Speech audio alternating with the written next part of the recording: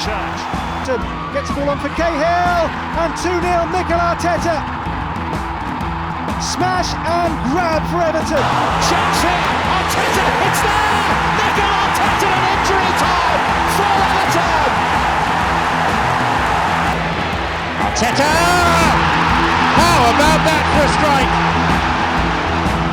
And 2-0 Mikel Arteta. Mikel, thanks very much for talking to us. Let's go right back to the beginning when you first came to Everton on loan. Can you remember how the move came about? I think it was the last day in the transfer window in January, and I was playing in Spain in Sociedad, and I was having a good time. And David called me the last day and said, "I know you very well from your times at Rangers. We need a player of your qualities, and we're doing very well, but we have a very short squad, so I think you can give us something extra." And on those days Everton was fighting for the Champions League spot, and I didn't hesitate, and I just went, and it was a great decision. Deeper than ever. Arteta's ball in is a good one, and it's up. Great header from Tim Cahill. It was a good dressing room to go into, wasn't it? There was plenty of big characters in the dressing room. Beautiful, one of the best I ever been. Sometimes it's not easy when you come in January. They have the dynamics, the group is done, and it's not easy to be a foreign player. Sometimes it was a very English dressing room at that time as well, and they were very close together, and the team was doing really well. So we say, okay, I'm coming in now and see how I adapt. But they were a fantastic group. I had a great time and great memories. And the Evertonians fell in love with you from the moment you scored that free kick against Crystal Palace. Yeah, to be fair, those fans were incredible with me. You know, I always felt part of that family. They made me feel very welcome, and I tried to give on the pitch what I had to make them proud. To use it. Now Bent. Has Bent got the beatings of Boomsong? He has. And to pick up the pieces, Carsley. It's sat right for Arteta, falls to Cahill. And he does.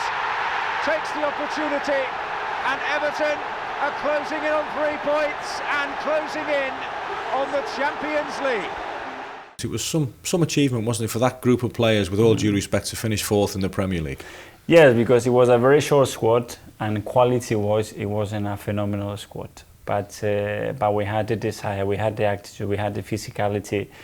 And then again, I think David did a great job there to get everybody involved and everybody with a hunger to fight for a place. And we were very strong at home. The atmosphere we created at Goodison was really hard to cope with the opposition, and yeah, very good times. Particularly when we beat Manchester United 1-0, Duncan Ferguson scored the goal from your cross, and Goodison Park shook, didn't it? It was incredible nights. It was a night game. I remember those atmospheres there.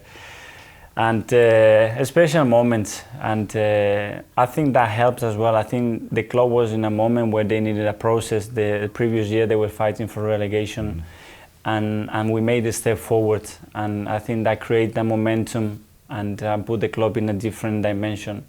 We started to recruit different type of players with more quality. We were associating each other better. We were playing better football. It wasn't that direct. I think after that season, I think the club changed. The chance to push on in Europe, though, was denied us against Villarreal at the start of the following season, and a lot of Evertonians still haven't got over that. It was incredible. I think that night we were robbed. I think we scored, and Duncan scored that goal from my corner. I think it was a good goal, you know, and Colina last game, you know, and he disallowed the goal, and we were so frustrated because that was us playing the Champions League. We were playing really well as well, weren't we? If that goal had stood, I think we'd have won that game. I think so. I think we cracked the game in the last 20-25 minutes. We were creating so many problems, and they were dead, to be fair. So I think the game was going our direction. It was a real blow, and you could tell it was still affected the players when we went to Bucharest, because we went to Bucharest 1-1 at half time, and then the second half was just really difficult. Yes, because emotionally we wanted to play the Champions League, and that was that for the taking, and it was a really big fight the previous season to achieve that spot, to try to get into the Champions League, but the club reacted well afterwards, and no problem. We had some great nights in Europe, didn't we? The likes of Metalist Kharkiv away from home and Nuremberg when we took goodness knows how many thousand supporters. Fiorentina as well, I remember when we played in my home. It was great, and the fact that it was the first year after so many years without European football, I think the club and the fans were you know, they were waiting for those nights, those moments, and we did well. Still got it, Yakubu finds Arteta. Johnson is forward, Osman is forward as well. He might try a shot here, Arteta, he does! What a goal by Mikel Arteta! Everton are level, Everton 2, Fiorentina 0. The atmosphere against Fiorentina, we were 2-0 down from the first leg. When you scored that goal from outside the box to make it 2-2 on aggregate, again, the noise was unbelievable. Incredible. You know, you're talking about it, my skin goes like this. I remember that night. Honestly, the atmosphere we created at Goodison on those nights, that stadium, you know, is so particular and is different. You know, it's very English, and when you are a player and you step on that pitch and you have that sense around the crowd and the fans, the energy they create is incredible. Delivers. Cahill! He's done it again! Tim Cahill makes no mistake, and Everton are well away, it seems now. And you worked well with Tim Cahill. He was a close pal of yours. He was my closest friend. He was like a brother with me. And no, on the pitch we used to get on really well. We understand each other really well, but outside the pitch we had a great relationship with my wife, my family, and his family as well. And up to now is one of those players that I can say is one of my closest friends. He did a terrific job for Everton, didn't he? He was incredible. He was, for me, it was the identity of that club. You know, he had everything that the club could demand for a player to be. You know, he could put his head into any challenge. You know, he would fight for every ball. He had the desire to win every game. He was training. He was a great example in the dressing room. And then he was very open with everybody. You know, he was close to the fan. He was close to the chairman. He was, you know Tim. He loves to do that. And in my opinion, he was the guy who had the identity of the club. He was a big game player, wasn't he? You could rely on Tim in the big games. He used to love, you know, going to Anfield, going to Stamford Bridge, big nights like this. He was always there, ready for the fight, you know, and he was a massive player for us at the time.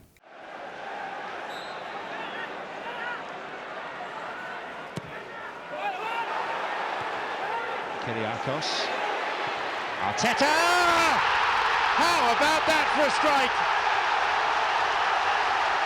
It looks like it's going to be Everton's day in the derby.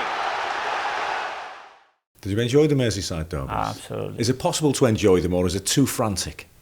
I would like to play more football, you know, but back in the days it was impossible. And they were superior to us in terms of quality, you know, and you have to accept that. So when you go into that challenge, our game was to make that game ugly, you know.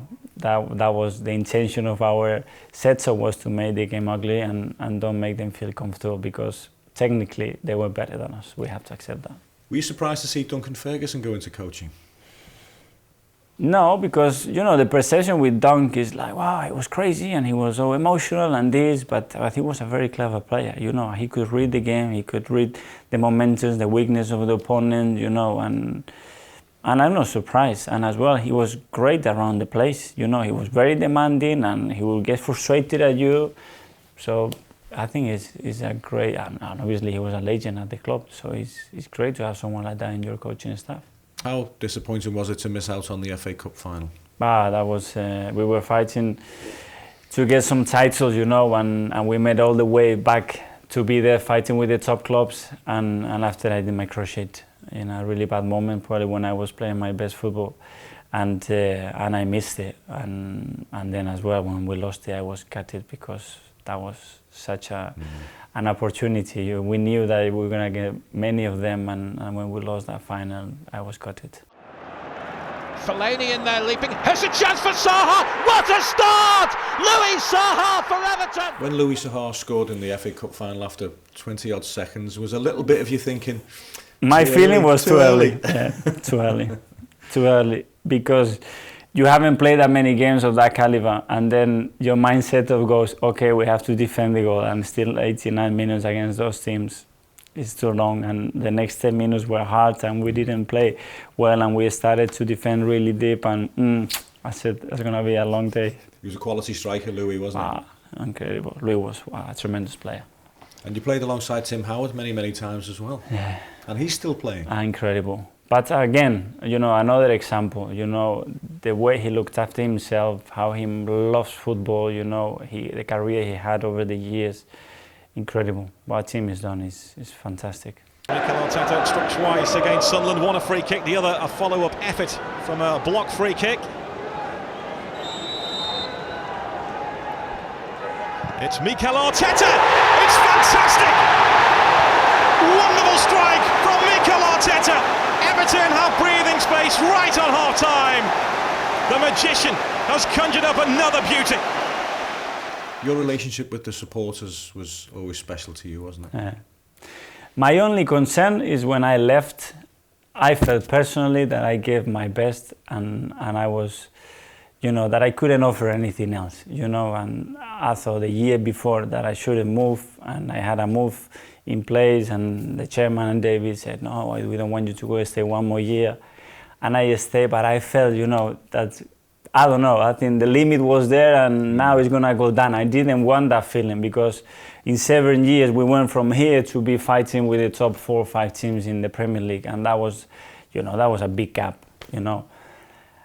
And I didn't think that they understood my decision, you know, and they were so disappointed, which I understand because they didn't want me to leave. And I was convinced that it was the right move for everybody, not just for me, but for everybody.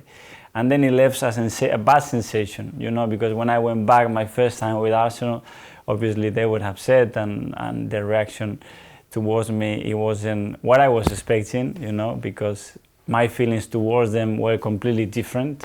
But that's just football and you can make everybody happy. And obviously if I understood that I made people upset and I'm very sorry about it, but it wasn't my intention. It was because I truly believed that it was the right time for me and for somebody else to come in my place and give something different to the club and the team. I think every Everton supporter will look back and say, look, Mikel Arteta gave his best in every game for Everton and did well. I hope they did, and I hope that the feeling they have is this one. I know the fact that I let them down because I went to Arsenal.